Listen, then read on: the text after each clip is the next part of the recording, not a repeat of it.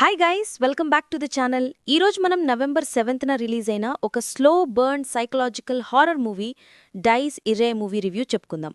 మలయాళంలో already 1 week back వచ్చి decent response తెచ్చుకుంది. ఇప్పుడు తెలుగు వర్షన్ కూడా థియేటర్స్లోకి వచ్చింది. లీడ్ రోల్లో Pranav Mohanlal, direction by Rahul Sadasivan and produced by Chakravarthy Ramachandra and S Sashikanth. ఇంకా లేట్ చేయకుండా ఈ హారర్ ఎక్స్పెరిమెంట్ వర్క్ అయిందా లేదా ఈ వీడియోలో చూద్దాం. స్టోరీలోకి వెళ్తే, ప్రణవ్ మోహన్ లాల్ యాజ్ రోహన్ ఒక వెల్దీ ఆర్కిటెక్ట్ లైఫ్ని చిల్గా ఎంజాయ్ చేస్తుంటాడు. కానీ ఒక్కసారిగా అతని గర్ల్ ఫ్రెండ్ సుష్మితా భట్ యాజ్ కనీ సూసైడ్ చేసుకుంటుంది. ఆ తర్వాత ఆమె ఇంటికి వెళ్లిన రోహన్ తిరిగి తన అపార్ట్మెంట్కి వచ్చిన తర్వాత స్ట్రేంజ్ మరియు డిస్టర్బింగ్ థింగ్స్ ఫీల్ అవ్వడం స్టార్ట్ అవుతుంది. లైట్స్ ర్యాండమ్గా బ్లింక్ అవ్వడం, ఫుట్ స్టెప్స్ వినిపించడం, మిర్రర్లో ఆడ్ రిఫ్లెక్షన్స్ కనిపించడం, స్లోగా అతని మైండ్ అన్స్టేబుల్ అవ్వడం స్టార్ట్ అవుతుంది. అది కనీ స్పిరిటేనా లేక కంప్లీట్లీ డిఫరెంట్ సూపర్ న్యాచురల్ ఫోర్సా అనేదే మూవీ కోర్ స్టోరీ. ఆనెస్ట్లీ చెప్పాలంటే ఇది రెగ్యులర్ హారర్ ఫిల్మ్ కాదు. డైస్ ఇరేలో loud screams and flying chase లాంటి టిపికల్ హారర్ క్లీషేస్ అన్నీ ఉండవు.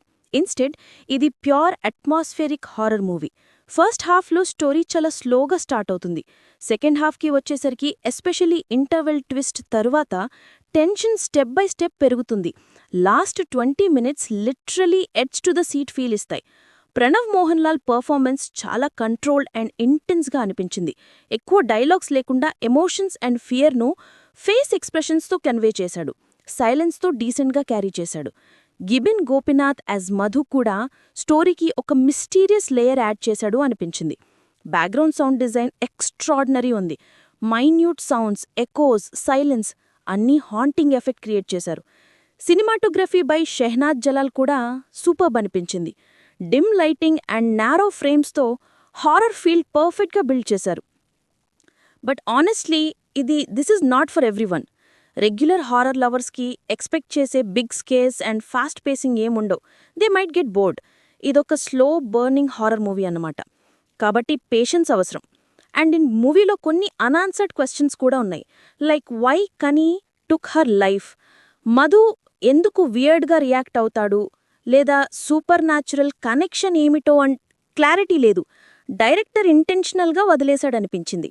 దానివల్ల కొంచెం ఇన్కంప్లీట్ ఆర్ కన్ఫ్యూజ్డ్ అని ఫీల్ వచ్చింది. Technical wise sound design major highlight అనిపించింది. సినిమాటోగ్రఫీ టెన్షన్ ఎలివేట్ చేస్తుంది. ఎడిటింగ్ ఫైన్గా ఉన్నా కొంత స్లో పేసింగ్ కంట్రోల్ చేయాల్సిందే. తెలుగు డబ్బింగ్ సర్ప్రైజింగ్గా స్మూత్గా ఉంది. ఎమోషన్స్ ఇంటాక్ట్గా ఉన్నాయి. ఫైనల్గా చెప్పాలంటే, Dies Irae it's a unique attempt. Horror elements ఉన్నా ఇది pure fear of the mind kind of film. If you love atmospheric thrillers like Tumbad or the others, then definitely you can give it a try. Kani if you expect typical horror entertainment with ghost jumps and loud background score, idi mee taste ki kaasta different ga anipistundi.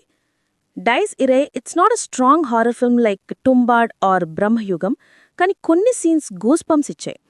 Climax lo Jayakuru performance, Rohan fear reaction, those moments are genuinely good. ఇలాంటి fast updates కావాలంటే వెంటనే ఈ వీడియోకి like చేయండి. మీకు ఈ video ఎలా అనిపించిందో కామెంట్లో మీ ఒపీనియన్ షేర్ చేయండి. అలాగే మా డిఎస్వి ఎంటర్టైన్మెంట్స్ ఛానల్కి సబ్స్క్రైబ్ చేయండి. మళ్ళీ నెక్స్ట్ మూవీ అప్డేట్స్తో మీ ముందుకు వస్తాం. Until then, bye.